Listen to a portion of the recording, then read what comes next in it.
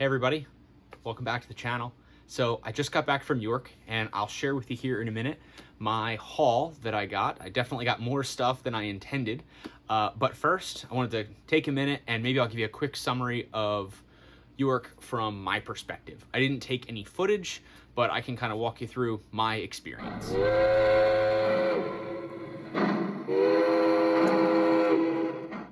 So I went Thursday and Saturday to the show. The reason I do that is because it is hard to get away and go all 3 days, twice a year. So for those of us in the hobby that are still working, right, that's 4 vacation days a year I need to take just to go to York. So, I usually skip out on Friday, or I will not go Thursday and go Friday. This year, just the way it worked out, Thursday, I prefer to go over Friday because there's a lot of great deals to be had that are there Thursday and not there Friday. So I wanted to be there for those. And I would say the crowds were more than the spring, if you went in the spring, but definitely less than they were pre-COVID or years ago. And I think the days of those crowds are probably long behind us. I remember, I've been going to New York since I was 5 years old, and I remember walking through the halls, even 5 years ago, and there are so many people that it takes all day just to get through the halls because they're tight and you're shoulder to shoulder going through. You're just walking very slow. That was not the case this year. I was able to get through everything pretty quickly. And so, I was really able to see everything Thursday. And then Saturday, I went back, kind of looking for some deals in places, going back to look at some stuff that maybe I passed on Thursday, but really spent most of the day kind of hanging out with friends in the Orange Hall or other places and talking to dealers that I like to buy from. So the summary, from those folks that I talked to is it seemed like everybody had a pretty good show. A lot of the dealers that I spoke with said, they were selling product even on Saturday, which can be rare. So, overall, for me personally, it was successful, and I hope it was for those of you that went and for the dealers as well. So a couple changes for this year. Obviously, Lionel was not at the show. We knew that going in, so I think the TCA handled it pretty well. I actually kind of like the new setup. What they did was they took the purple hall, and that is all layouts now. So it gives a lot more space over the black hall or other locations where they've had layouts in the past. And there was multiple layouts in there. And they took those vendors that were in there previously and moved them to the orange hall. So now the orange hall was, I would say, pretty well full from a vendor perspective. There wasn't a lot of empty space there. Versus, in the spring when Lionel wasn't there, there was a lot of empty space in the orange hall. Certainly the most empty space I've ever seen, and realize part of that is because of COVID and other things. But the orange hall was pretty light in the spring. So this was a nice change. It definitely felt like there was a lot more selection, a lot more people in the orange hall in general.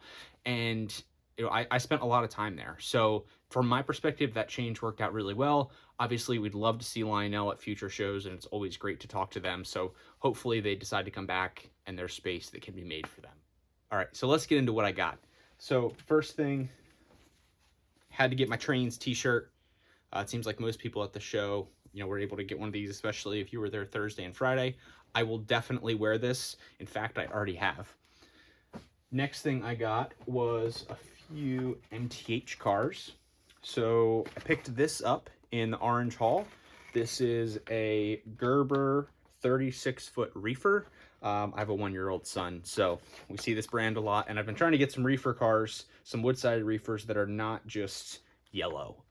Really like to have a pop of color and something different there. So excited to have this. We'll open it up here and run around the layout in a little bit. The next thing I got was this Buy War Bonds Erie CA1 caboose. In my opinion, the CA1 caboose is probably, if not one of the best caboose models that MTH has made. And I think Lionel has this tooling now. I could be wrong.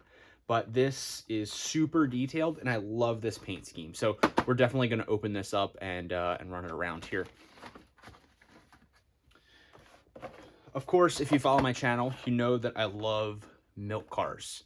I actually got another one. It's already unboxed and running around the layout. But anytime I can find a milk car for $25 or less, especially if it's from this first original Lionel run from call it like pre-2005.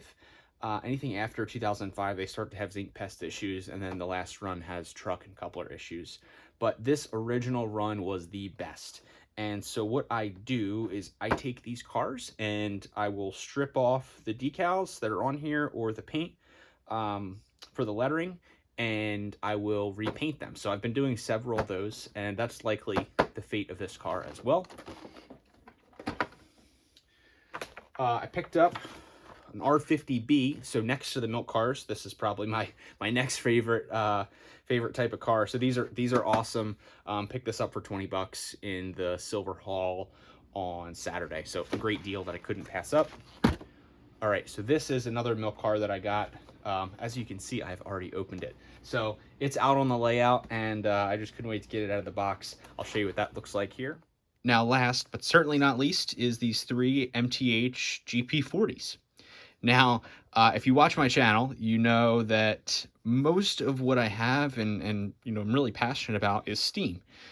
So I'm kind of laughing that, you know, I go to York and don't come home with a steam engine, but instead I come home with 3 diesels, and there's 2 behind me in the picture here. So, you know, those are sometimes scarce on my layout to see diesels like that. So the reason why I got these is actually I've been working on a lot of repaint projects. And, you know, I've kind of following the Vermont theme that I've been running with, and, you know, whether it's Vermont Railroad or, you know, Green Mountain or Rutland, the Green Mountain Railroad, which is now a subsidiary of VTR, the Vermont Railway, has a bunch of GP38s and GP40s, and they have 3 or 4 GP40s in a paint scheme that I really like, that is a dark green and yellow, and kind of, you know, tips the hat to the Rutland, which obviously I follow closely. So I'm going to repaint these 3 GP40s to Green Mountain Railroad. So this one that you see here.